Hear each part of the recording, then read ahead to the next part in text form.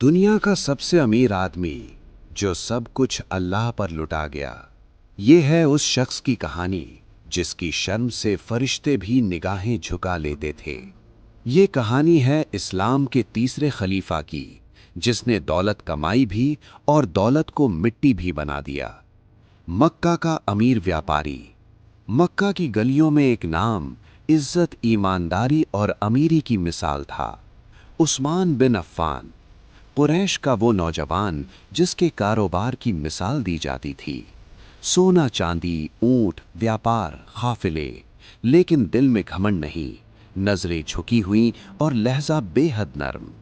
जब रसूलुल्लाह सल्लल्लाहु अलैहि वसल्लम ने इस्लाम का पैगाम दिया तो उस्मान ने सवाल नहीं किए।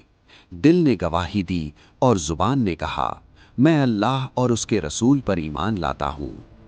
दुनिया की सबसे बड़ी दौलत उस दिन उसके दिल में आ गई थी। दो नूरों वाले सहाबी। उस्मान वो इकलौता इंसान था जिसे रसूलुल्लाह ने अपनी दो बेटियों से निकाह कराया। पहले रुकैया रज़ी अल्लाहु अन्हा और उनके इंतकाल के बाद उम्मे कुलसूम रज़ी अल्लाहु अन्हा। इसीलिए उन्हें कहा गया ज़ुन्नूरैन, यानी दो नूरों वाले।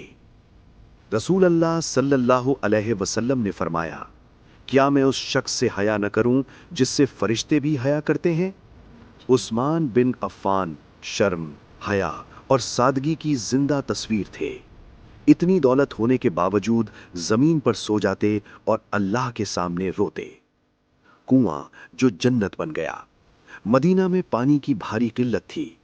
एक कुआं था, बिर्रे रूमा, जो एक यहूदी के कब्जे में था। उस्मान ने अपनी जेब से पूरा कुआं खरीद लिया और ऐलान किया, आज से ये कुआं हर मुसलमान के लिए मुफ्त है।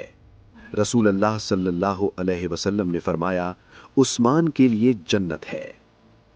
जंगे तबूक और दौलत की कुर्बानी। जंगे तबूक का वक्त था। हालात बेहद सख्त। रसूलुल्लाह सल्लल्लाहु अलैहि वसल्लम ने मदद की अपील की। तभी उस्मान आगे बढ़े। 300 ऊंट, हजारों दीनार और पूरी फौज का इंतजाम।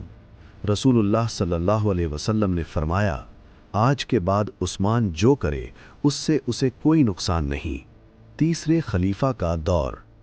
उमर बिन खत्ताब रज़ी अल्लाहु अन्हु के बाद खिलाफत की जिम्मेदारी उस्मान के कंधों पर आई। कुरान को एक मुसहफ में जमा किया।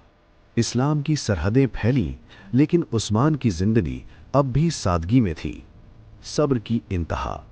फितने उठे, इल्जाम लगाए गए, लोगों ने घर घेर लिया, लेकिन उस्मान ने तलवार नहीं उठाई।